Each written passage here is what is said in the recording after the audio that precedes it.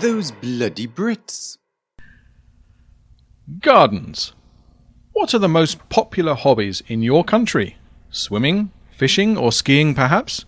Of course, the British are different, and one of the most popular hobbies in Britain is gardening.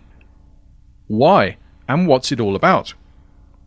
The British love their gardens, and British men and women spend hours and hours every week trying to make their garden look as perfect as possible, competing with one another to produce the flattest, greenest lawns in the neighbourhood.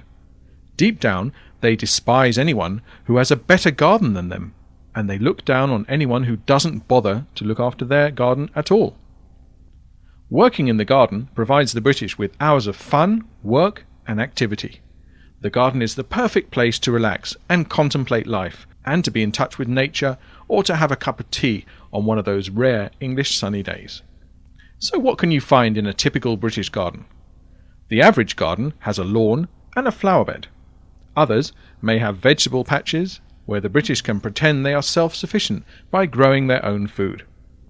The fact that the only thing they produce consists of a few potatoes and a bunch of tiny tomatoes is politely ignored. Another typical addition to the garden is the pond. These are small areas of water that are designed to look like authentic rock pools, with running water, fish, and vegetation. They are very popular with cats, who eat all the fish, and children who enjoy throwing the cat in the water. One particularly popular item of decoration for the garden is the garden gnome. Garden gnomes are strange creatures made of plastic or porcelain and with pointed hats on their heads. For many people, the gnome is the perfect adornment for a garden. But a gnome is much more than just decoration, as the British like to think of their garden as a little fantasy world, peopled by funny-looking men in pointed hats, where they are the gentle, loving giants.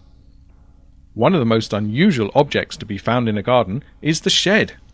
This is a sacred place, particularly for British men. Sheds are little wooden or plastic constructions filled with gardening tools and any other junk that finds its way there. The shed is a place where British men are truly at home. It's a refuge from the harsh reality of the outside world, and a place where hobbies can be pursued in peace. Psychologists have been studying men and their sheds for centuries, but they still remain a mystery to modern science. No one is really sure what goes on in those sheds, but one look inside a British man's shed will tell you all about his personality, his passions, and his obsessions. So now you know what to do when you want to discover the truth about a British man. So what do the British do in their gardens? Most of the time is devoted to hard gardening work. This may involve mowing the lawn, cutting roses, moving pots from one part of the garden to another, for no apparent reason, picking fruit, digging holes, laying paths, planting seeds, and watering things with the garden hose. Of course, not all gardening activities consist of hard work. The garden is also a place for relaxation and entertainment. The British love to organise barbecue parties in their gardens, and have their meals on garden furniture whenever possible. On particularly hot days, they may even bring out the paddling pool, which is a plastic pool filled with water where the British can cool off their aching feet. Other garden activities include sitting, drinking tea on a white plastic chair, and killing insects. The big question is, why are the British so obsessed with their gardens? One of the main benefits is that being in the garden means dealing with plants and not people. After all, plants won't criticize you, be rude to you, or laugh at the way you dance. Gardening is also a way of exercising power and control. It's all about being the master and watching as your creations begin to grow. It's also concerned with the cycle of life and about being in touch with nature. Having a garden is also a territorial thing. It's a British person's own private property, and they are proud of this. Everyone has a sense of territory, the philosopher Roger Scruton once said, and the more uprooted life becomes, the stronger the desire to beautify the home. Gardening is also an essential part of being British. As ex-Prime Minister Mrs. Thatcher once said, "Whether it is our character which makes us gardeners, or gardening that shapes our characters, I'm unsure." And as the French commentator Giscard d'Estaing once said, "You may know a Frenchman by his baguette, the German by his Frankfurter, the Belgian by his chocolates, and an Englishman by his garden. So now you know. So what are you doing? Typical dialogues. Gardens. Hello and welcome to Cult 2005, the show that brings you all the best in British culture. This week we're talking to Dr. Horatio Earthling about the gardening craze in Britain. Dr. Horatio, I understand that 75% of people have a garden or an outdoor space attached to our homes, and 66% of us consider gardening as a hobby, making it the most popular pastime. Why are we so obsessed with this hobby?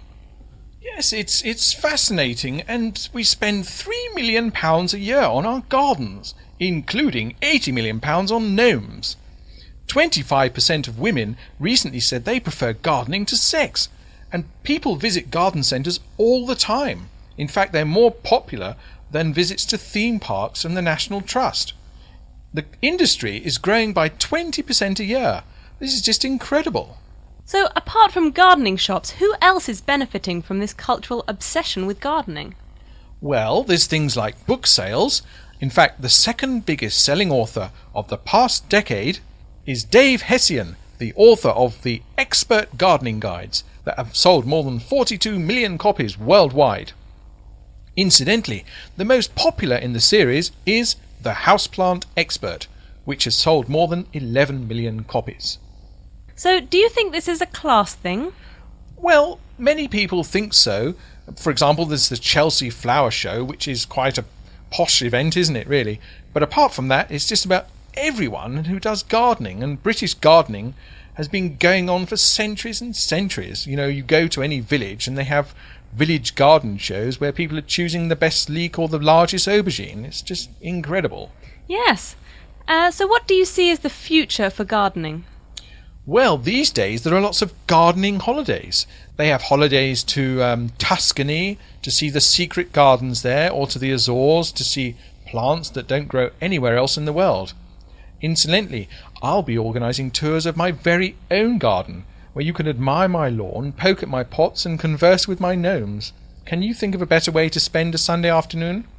Well, that sounds great. I'd like to come along. That's all we've got time for. Thank you, Dr. Horatio. No problem.